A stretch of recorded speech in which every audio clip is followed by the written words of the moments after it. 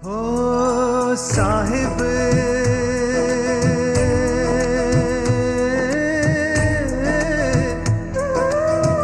जग में महान है मेरा साहिब,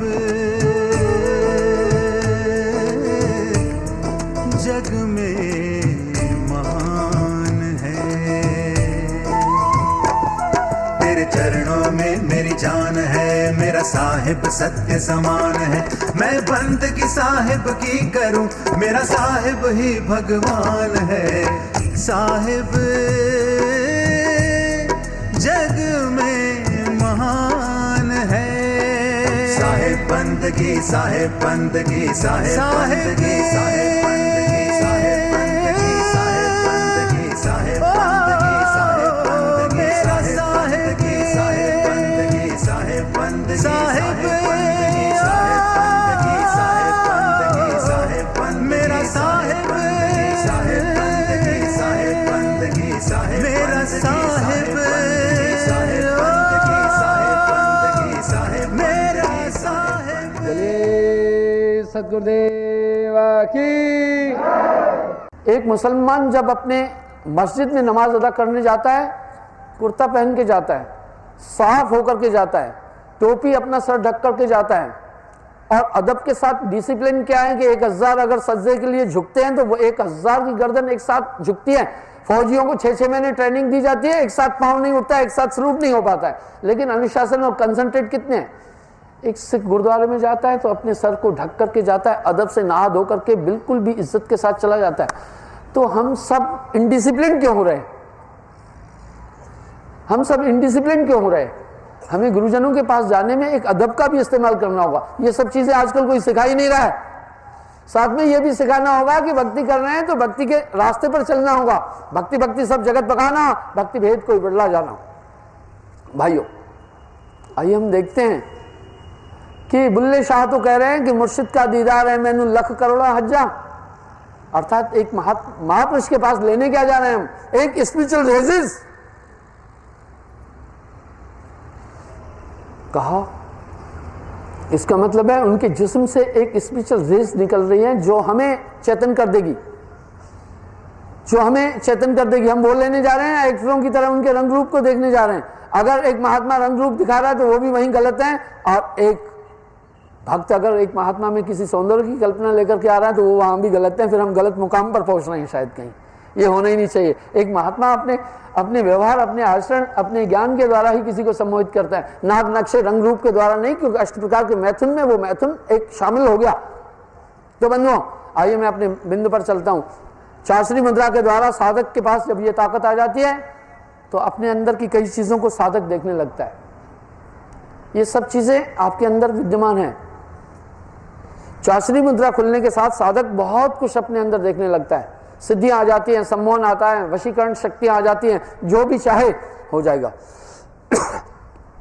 पर कबीर साहब यहां सावधान करके कह रहे हैं, अभी नहीं गुरु का बच्चा, इतनी शक्तियां भी आ जाए पूर्ण नहीं है। अभी कच्चा रे कच्चा, पुड़ैया को खूब चढ़ाए मन को मार गर्द कर डाले तो भी कच्चा। वेद विद के मार्ग छाने तन को लक्कड़ कर डाले तो भी कच्चा। अभी कच्चा रे कच्चा, अभी नहीं गुरु का बच्चा। वाह।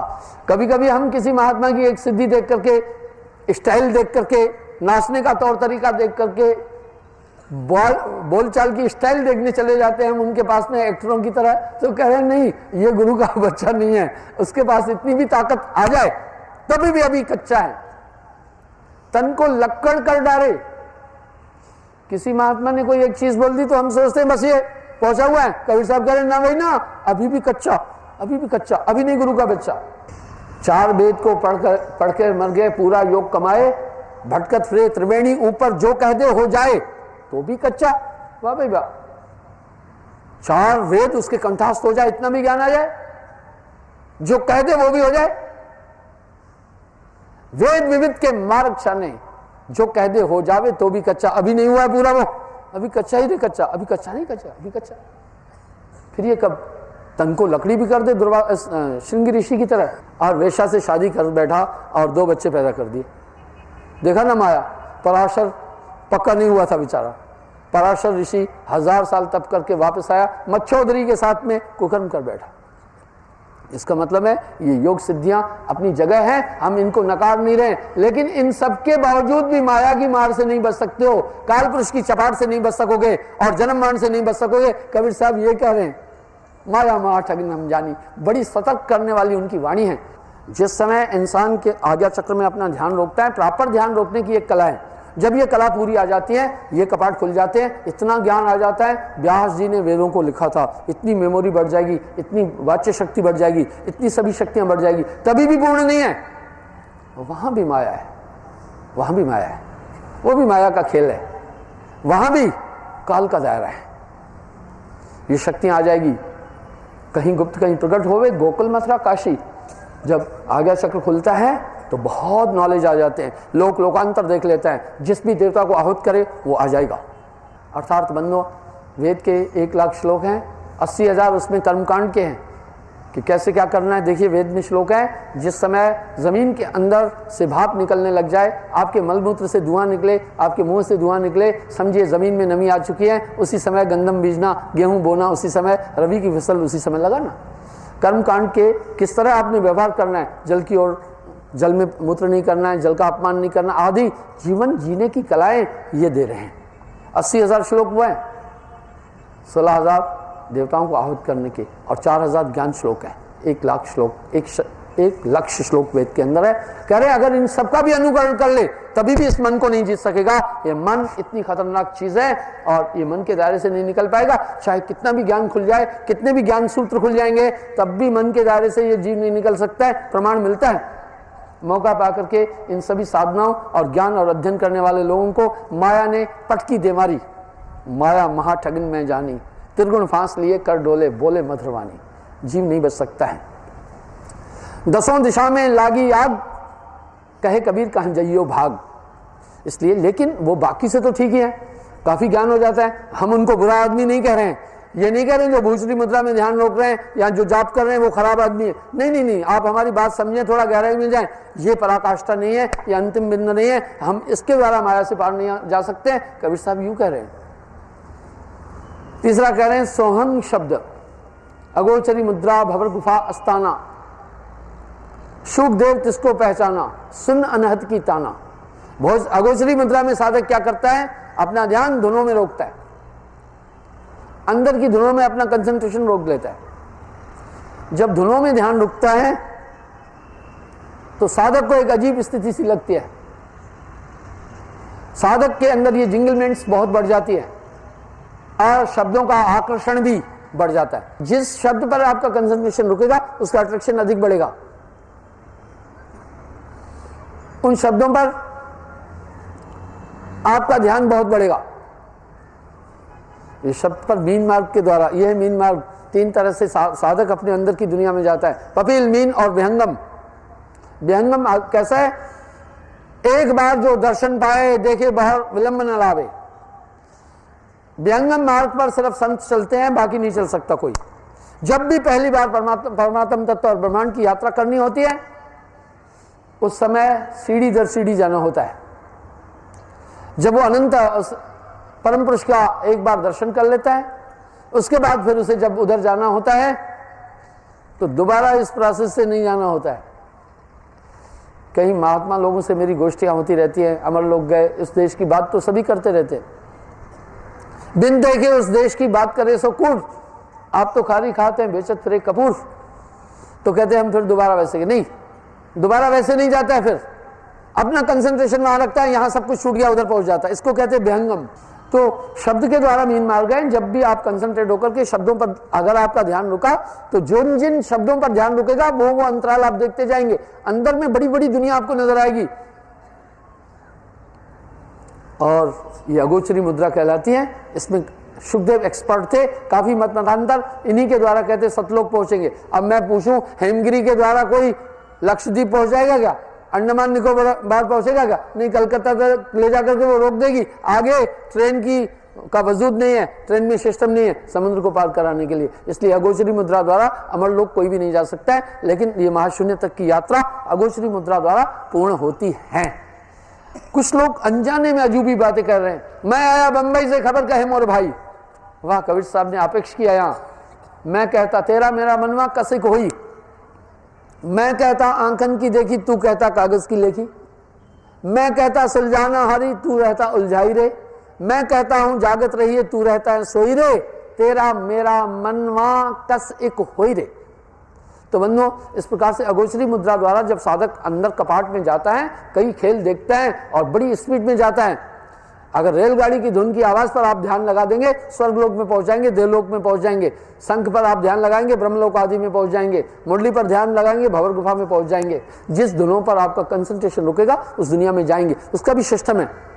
एडीबी लाइफ स्ट्रीम मेडिटेशन या शब्द सूरत अभ्यास या नाद ब्रह्म योग, इनका भी एक सिस्टम है, वो भी प्रॉपर सिस्टम करना होता है। उसमें भी सुषुम्ना में घुसना पड़ेगा, ईंडा को पिंगला में लय करना पड़ेगा, बंकनाल में जाकर के बैठेंगे और भंवर गुफा में जाकर के शब्द की घोर चाहे और होता है परख पावे कोई संत सूरा।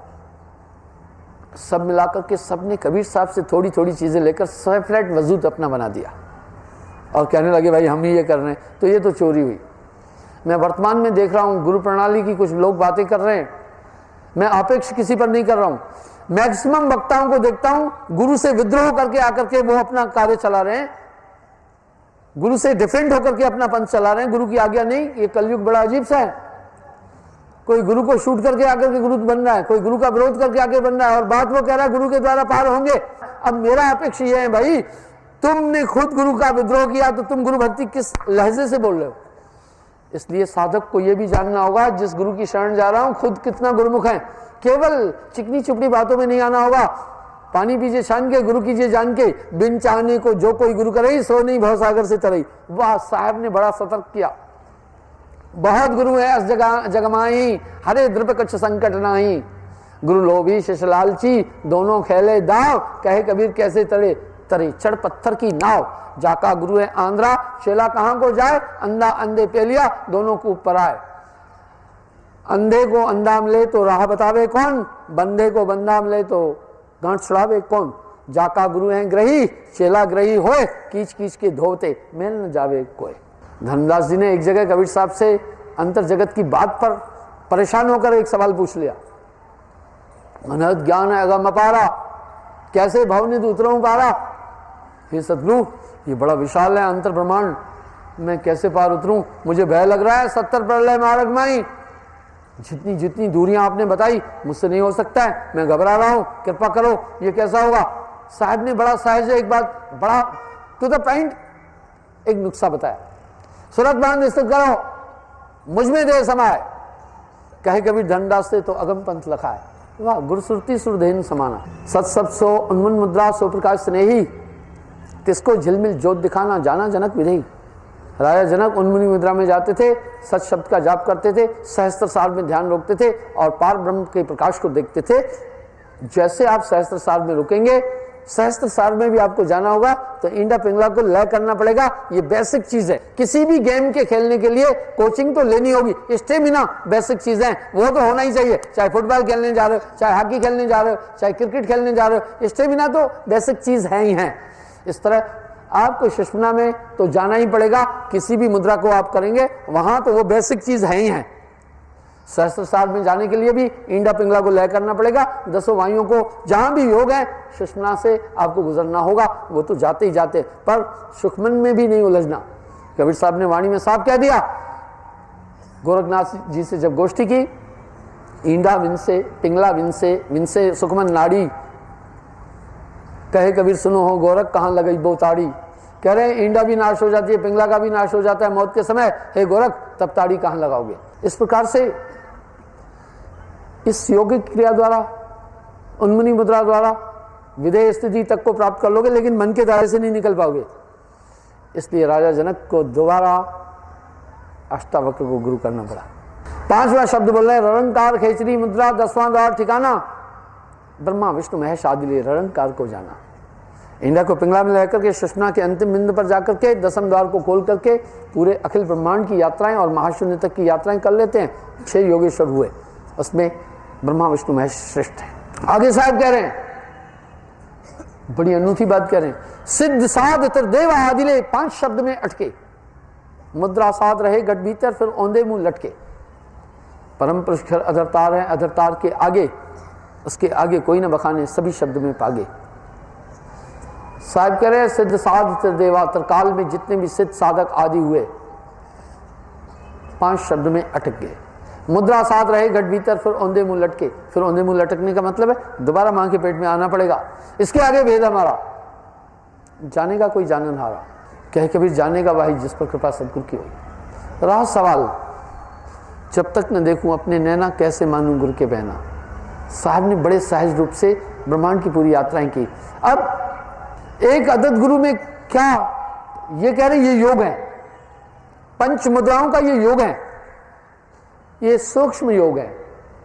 खेचरी, भूचरी, चाचरी, उन्मुनी, अगोचरी, ये पंच मुद्राओं का योग है। इनके द्वारा ब्रह्मांड की कुछ दूरियां तो आप तय कर सकते हैं, सिद्धि शक्तियां भी प्राप्त हो सकती हैं, लेकिन अगर आप सोचें कि मन के दायरे से निकल जाऊं तो नहीं निकल पाओगे। मन बहुत पस्तौर है, बहुत ताकतवर है। मन ही निरंजन, मन ही ओंकार, मन ही करतारा, 3 लोक में मन ही का राज। और मन मुरीद संसार है, गुरु मुरीद कोई एक, आप इससे नहीं निकल पाएंगे। चाहिए साधना के कितने भी गुरु सीख लो। और आमतौर पर देखा गया जिनमें ये शक्तियां साधना की आई हैं वो अहंकार से युक्त भी हो गए। उन्होंने फिर गुरुत्व की धारा को छोड़ करके अपने अस्तित्व को स्थापित किया। उन्होंने फिर अपने अस्तित्व को स्थापित करने की कोशिश भी की। इससे सिद्ध होता है ये अहंकार आ गया। जब अहंकार आ गया तो माया के दायरे में आ गया, फिर ये संसार सागर से पार नहीं हो पाया। कोई कोई पहुंचा ब्रह्मलोक तक, धर्माया ले आई। कबीर साहब कह रहे हैं तो फिर ये भवसागर से पार फिर कैसे होगा? अभी नहीं गुरु का बच्चा, अभी कच्चा रे कच्चा। वाह, यहां पर ये स्पिरिचुअल जेनिज्म उत्पन्न होता है। बिना किसी साधना और योग के एक पूर्ण सदगुरु आपके अंदर स्पिरिचुअल रेजिस पहुंचा देगा। ब्रंद मता होए जय पासा, सोई गुरु सत्य धर्मदासा। बिना किसी साधना के, बिना किसी क्रिया के, अपने कंसंट्रेशन द्वारा ये पूरे पावर आप तक पहुंचा देगा। बिना पोथी पढ़े पूरा ज्ञान पहुंचा देगा। बिना यात्राएं किए पूरी यात्राएं भी करा देगा। बिना साधना किए आपको पूर्ण कर देगा। बिना त्याग किए आपको समग्र कर देगा। यह है सहज मार्ग। गुरु मिलने से झगड़ा खत्म हो गया, न तो तन ही रहा न तो मन ही रहा। इस पूरी चेंज प्रक्रिया को ही नामदान कहते हैं। वो नाम एक अध्यात्म प्रक्रिया है। तारस में और संत में तू बड़ो अंतरो जान, वो लोहा कंचन करे वो कर ले आप समान। जो भी गुरु आपको वस्तु देता है वो मन और माया की नहीं देता है, दरअसल वो आपकी आत्मा से अपना कांटेक्ट कर लेता है। आपको कितना बदल देगा कि आप अपने आप को भी अचरज होगा, पैर पलट हंसा कर देना। अभी तक जो आप जी रहे थे तो आपको लगता था सिर्फ मैं ही हूं, मैं हूं, मैं। ये मैं हूं मार मुकाम बन गया। आपको लगेगा मैं हूं, मैं हूं, मैं हूं। ये करना है मैं कर रहा हूं, चलना है मैं कर रहा हूं, फलाना है मैं कर रहा हूं, सब चीज मैं कर रहा हूं। इसमें मन भी मिला था, इसमें आत्मा भी मिली थी, इसमें ईश्वरीय सत्ता भी थी। जिस दिन गुरु नाम देता है उस दिन क्या कर देता है? तीनों को अलग अलग कर देता है। छाछ अलग तो मक्खन अलग, सब चीजें अलग कर देता है। मन अलग कर देता है, रूह अलग कर देता है, और आत्मा अलग, सत्ता अलग कर देता है। इसलिए अब आपको ये तीनों अलग लग रहे होंगे। मन समझ में आ जाता है। ये करोड़ों साल की तपस्या करने पर भी मन आपसे अलग नहीं हो सकता। ठीक है, कोटि जन्म का पंथ था, गुरुपल में दिया बसा। और चेंजिंग आपके सामने है। पहले जहां मन कह रहा था आप चले जाते थे, अब नहीं जा पाओगे। मन जो चाहता था वो कराता था। जब मैं था तो गुरु नहीं, अब गुरु है मैं ना। प्रेम गली अति साखरी तामे द्विने समाए। इसलिए आपके अंदर एक प्रासंगिक चेंज आई, ये सदगुरु कर लेता है। बस दूध को मत कर घृत नारा किया, फिरत कर तामे नहीं समाई। अमोलक वस्तु ये दी हमेशा। अब आप में चेंज आ गई, मन हट गया आपसे। पहले मन अंधकार में रख रहा था, जो मन चाहता था आपसे करवाया जा रहा था। आप माया में थे। बहुत बड़ा ज्ञान आदमी क्या किस लिए प्राप्त करना चाहता है? ताकि मन और माया से दूर हूं। ये दूर नहीं होंगे क्योंकि ये ताकतवर है। मानत नहीं मन मोरा साधो, बिल्कुल भी मत करके गुरु अलग कर देता है तो पूरी दुनिया आपसे अलग हो गई। जब मन सेपरेट हो जाता है पूरी दुनिया आपसे सेपरेट हो गई। आपको समझ में आ जाता है कि ये मन क्या है, ये आत्मा क्या है।